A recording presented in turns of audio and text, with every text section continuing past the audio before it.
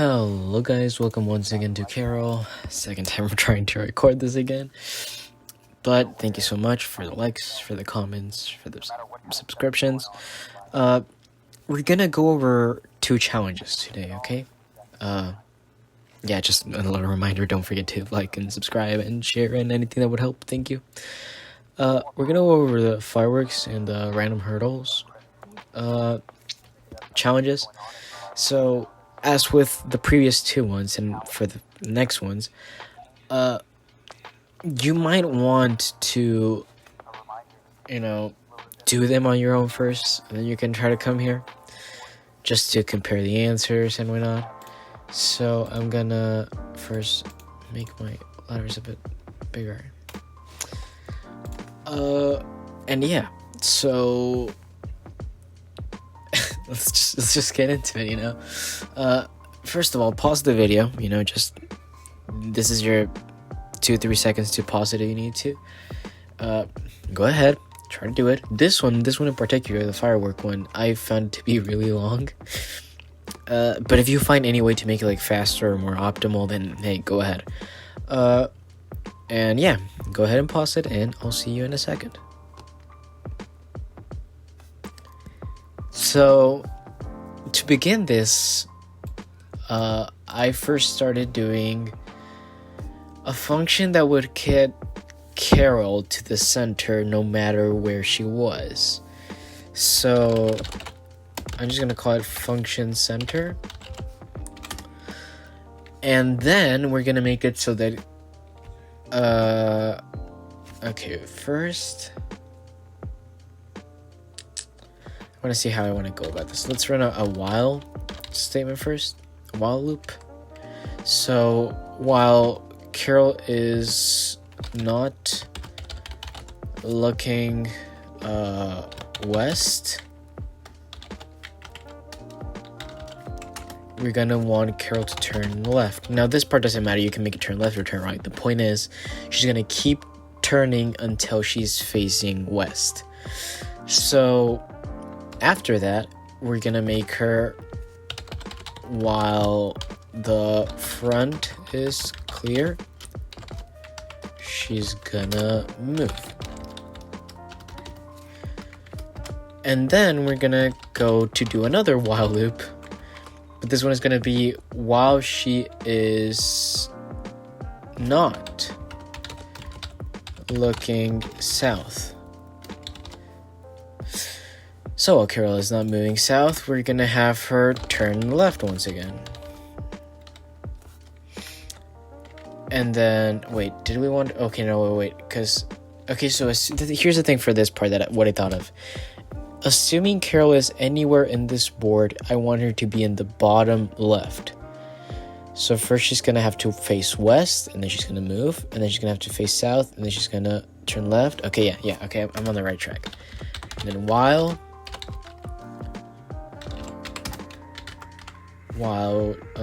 the front is clear, she's gonna move. Now, this should leave her down here. The problem is that she's probably gonna be facing downwards. So we're gonna have her, I also want to avoid repetition, but oh well. So while she is not facing east, she's gonna turn, let's go with left again. Let's go turn left. There you go. Now, if we run this, wait, well, not looking west. Wait, so what was the conditional? Oh, it's facing, okay.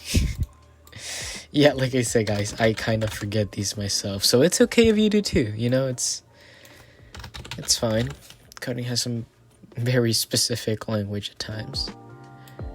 Oh wow, I did the last one right. That's funny. I actually did the last one not facing, and the other ones were looking. And now this should, yeah, okay, it works. Okay, she's in the bottom left looking.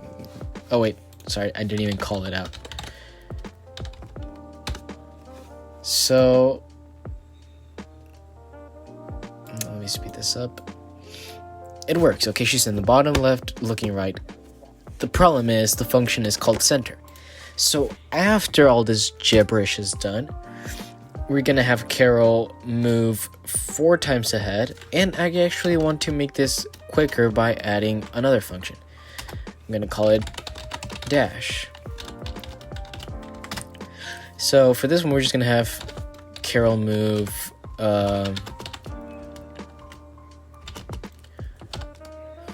I equals 0, I less than 4, I plus plus. So you can see from the variable itself, we're going to have Karel move 4 times. So now that we have that, we're going to come down here and we're going to make her dash. Then after she dashes, if she is in the bottom left position and she dashes 1, 2, 3, 4, she should be right in the middle position. And then 1, 2, 3, 4, yeah, middle position, and then she should be able to just turn left and dash once again. And there we go. Now if we try to run this, Karel should end in the center. Let's maybe make her turn right too, just for the heck of it. There you go. Oops. Wait, never mind. Okay, we did it. That's step 1, okay? The assignment itself says that like the key is to break it into minor pieces and then try to go on from there. And that's great.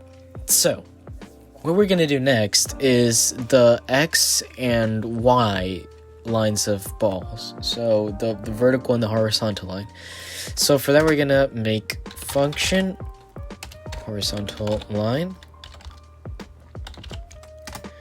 And here, assuming that Karel is going to be in the middle, we're going to make her move, put ball, move, put ball, move, put ball, move, put ball. As you can tell, it repeats 4 times. So I'm just going to quickly copy the for loop from my other function, paste it in there, and then I'm going to change what happens inside. Okay, so this is also really useful. Try to recycle your code. Nobody's shaming you for it, okay? It's quicker than having to write all of this by yourself. So what did I say she was going to do? She was going to move first and then put a ball. Now, if we run it... Oops, I forgot to call it. Okay, now if we run it... Great.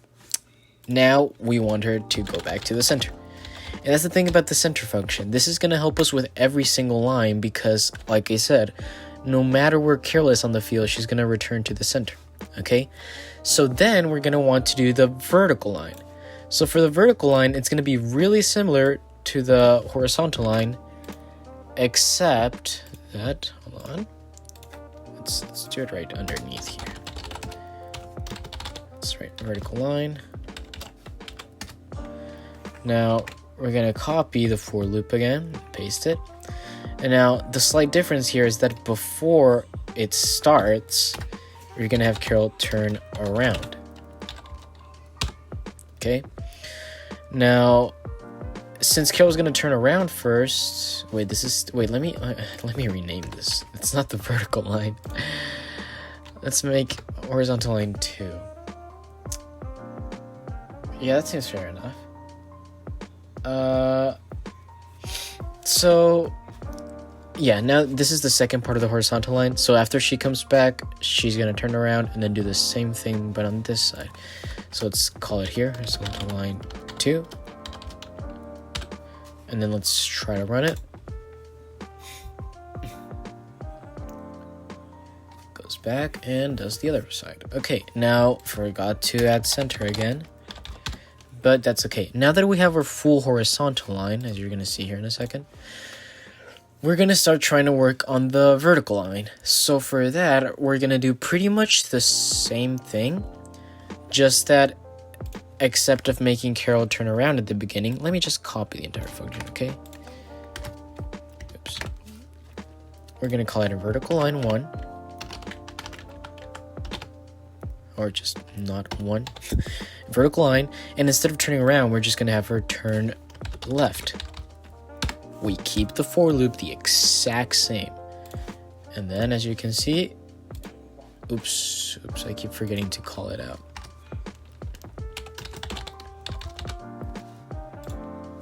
Yeah, as you can see now, ta-da! So now you just add a center function once again to make her go back, and then we're gonna finish the second part of the vertical line. So let me copy this, let me paste it, vertical line 2, and then instead of turning left, she's gonna turn right.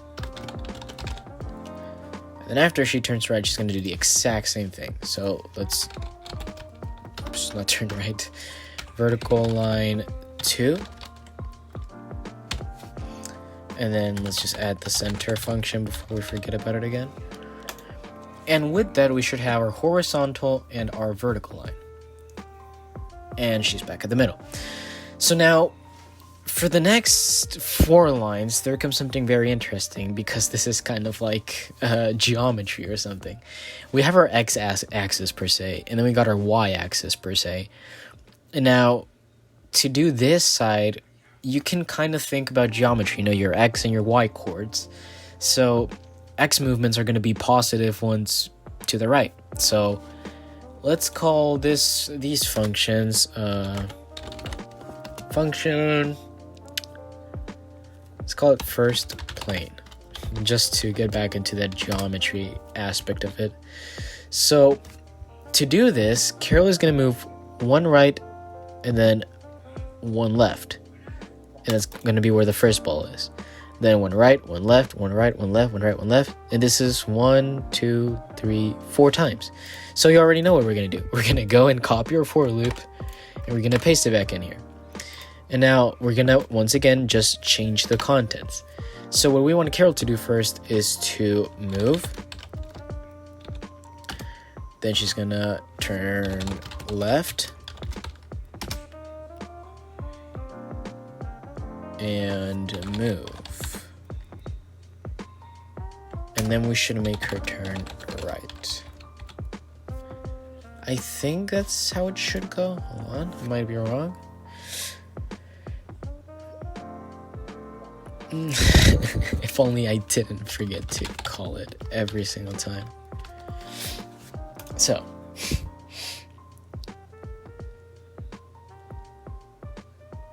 okay, we kind of forgot the whole put ball situation, okay? She makes it to that side. Fair enough. Let's add the center function. But we forgot to, so she moves, turns left, move. This is where the ball should go. So put ball. Now we can run it again.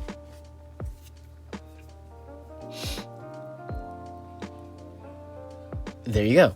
So now, since this is pretty much, 1x, and then you go 1y, then the bottom one, you're going to go 1x to the right. So let's copy this function again. And now if wait, let's do the inverse, okay? So if this is the first quadrant, then we're going to do the second quadrant next, okay? So we're going to try to keep our code as similar as possible, but let's call it second plane.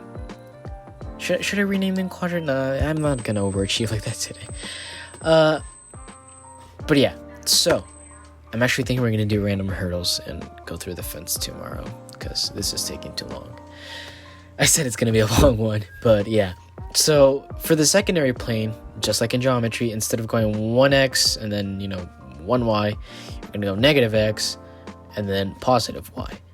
Okay, so first, we're going to want to turn around. Before the loop itself, we're going to turn around, and that's going to leave Karel facing this direction, okay?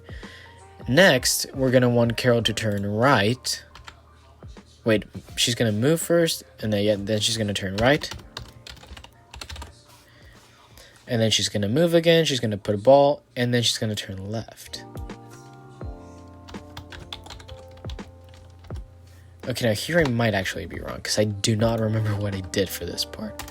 So it's called second plane.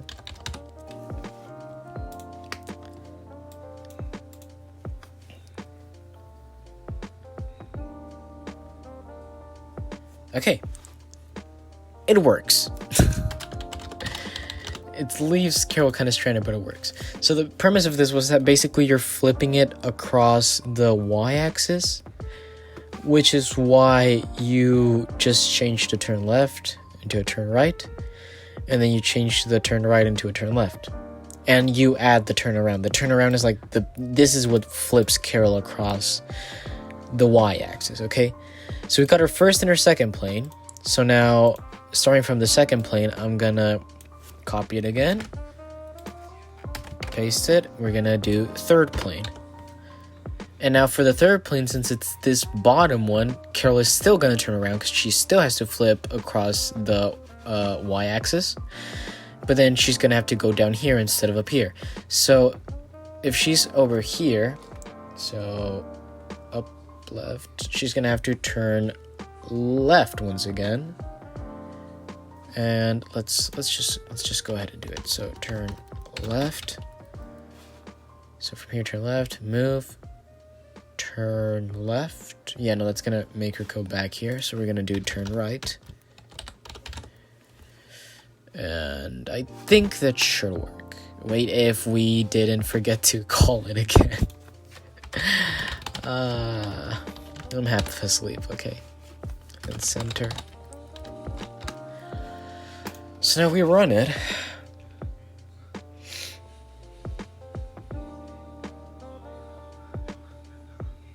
There you go. And now we're gonna do the last quadrant, the fourth plane. So we're gonna change this for FT, because F is already taken. And I'm gonna call it before I forget to call it over here. Oops. Fine. So now, we're gonna remove the turnaround, because she doesn't have to flip across the y-axis anymore. She's just going to move, and instead of turn left, she's going to turn right. And then she's going to move, put ball, and then instead of turning right, she's going to turn left. Now, after doing that, if we add a center, and then a final put ball to fill in the center, like it should in the result world, this should be it.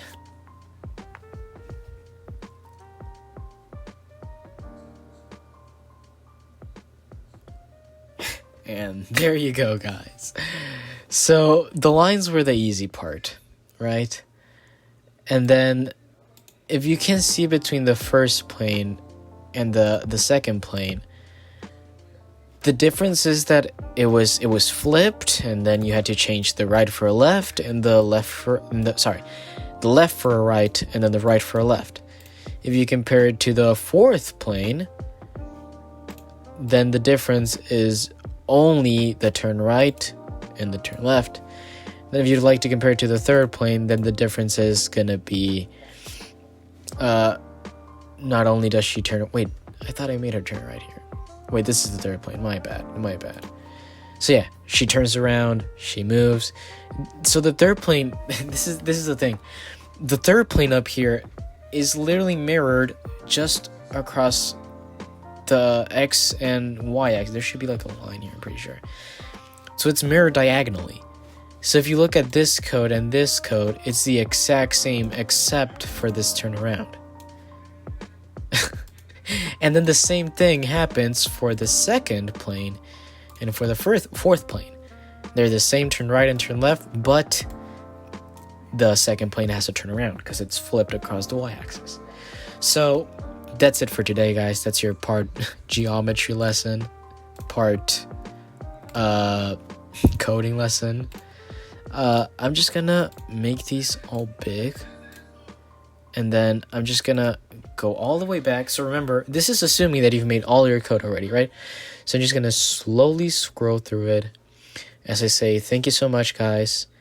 I really appreciate the support.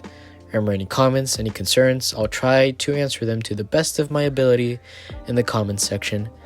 Be sure to like, subscribe, and hit a thumbs up. This is really quite long. I love you guys. Stay safe, and I'll see you next time. Bye bye.